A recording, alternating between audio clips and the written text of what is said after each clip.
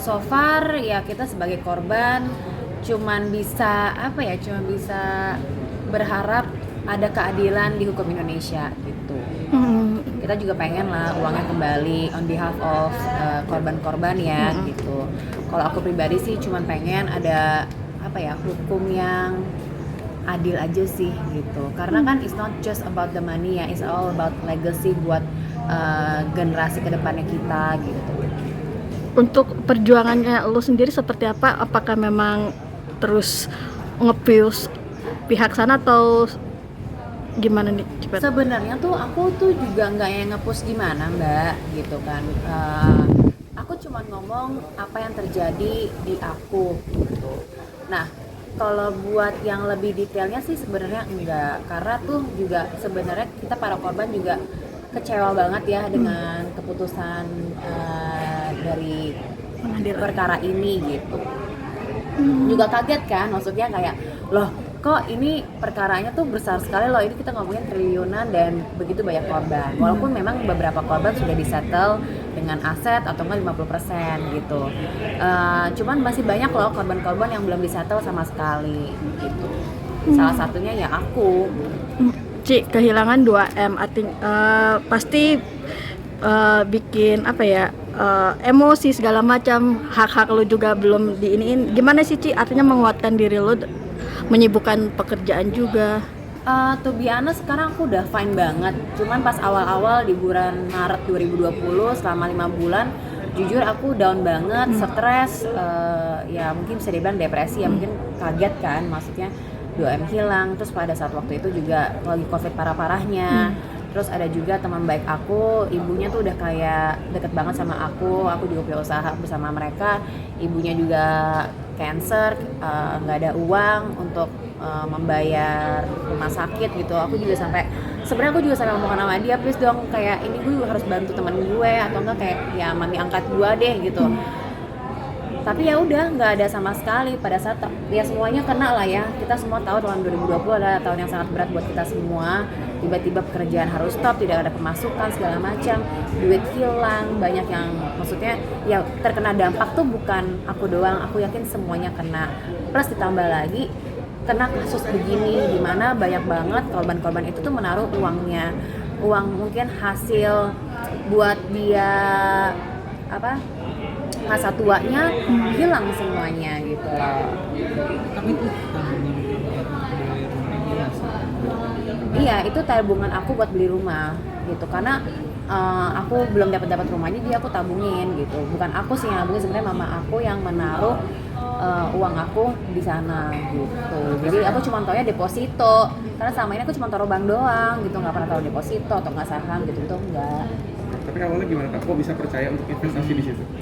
Itu lebih ke mama ya sebenarnya yang percaya ya, karena ya mau gimana pun kan namanya Koperasi Simpan Pinjam Indosuria itu adalah nama besar.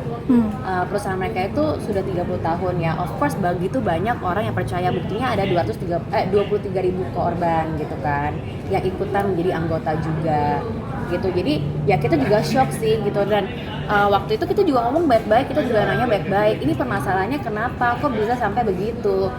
Kan aku baru ngerti tuh, oh ternyata kalau koperasi itu kita adalah sebagai anggota, bukan nasabah loh.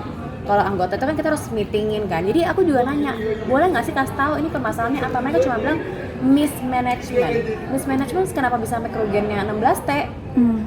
Ngerti kan? Kita pengen tahu masalahnya tuh lebih di mana gitu loh. Tapi ada yang dijanjikan nggak Kak? Makanya sampai akhirnya percaya untuk investasi di situ? Lebih ke kayak seperti deposito, kayak dibilang nanti misalnya taruh uang segini nanti dikasih 7,5% lah, ada yang 12% lah, ada yang 20%, itu beda-beda. Ternyata beda-beda, aku baru ngerti sekarang gitu. Kalau aku pribadi setiap bulannya dibilang mau dikasih 7,5%, itu pun aku baru masuk tidak lebih dari 6 bulan. Bulan September 2019 aku taruh uangnya, bukan aku ya, mamaku baru dan ini tiba-tiba stop pembayaran tuh sekitar Januari.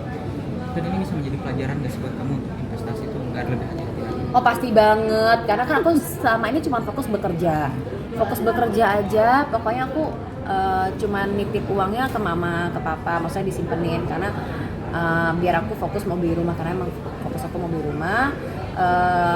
Jadi sekarang pun kalau misalnya ada apa-apa aku akan ngecek banget gitu loh, jadi melek banget ya, bukan lagi say.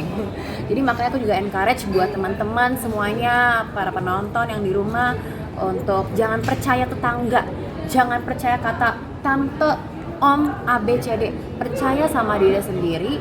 Kalian harus riset sendiri gitu. Tapi katanya korbannya sampai ada yang bunuh diri kan?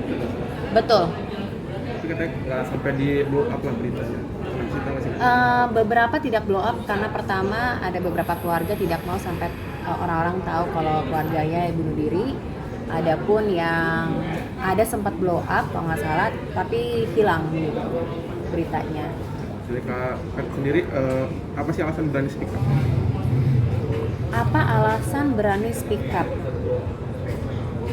Karena menurut aku agak aneh dan kaget ketika masalah Indra Kents. Indra Kents itu tuh, oh ternyata bisa ya, hukum di Indonesia tuh bisa begitu ya, bisa yang wow, aku tuh amazed banget sama kasusnya Indra Kents karena tuh cepet banget tuh, langsung dicek lah sampai pacarnya, keluarga pacarnya, mungkin keluarga besarnya pun dicek gitu loh.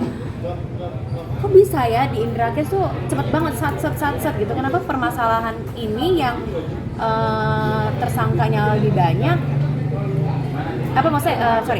ternyata korbannya lebih banyak dan merugikan lebih banyak lagi, itu nggak diusut sampai seperti itu gitu. Dan juga karena ya gue juga belum dibayar gitu. Jujur memang aku tuh awal agak takut gitu, karena kita tahu bahwa kita menghadapi orang yang bukan biasa gitu.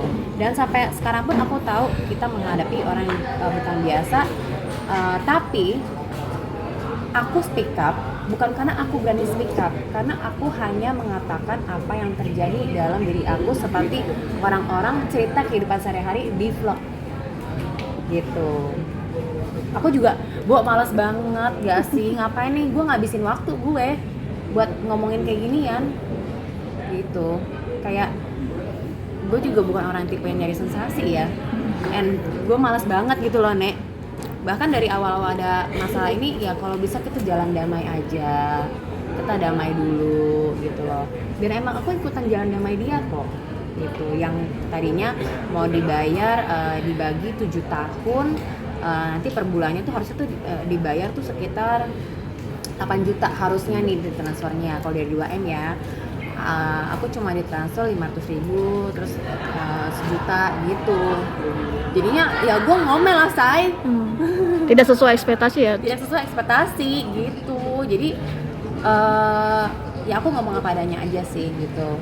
Dan maksudnya aku tidak melebih-lebihkan, aku juga nggak mengurangi keadaannya gitu.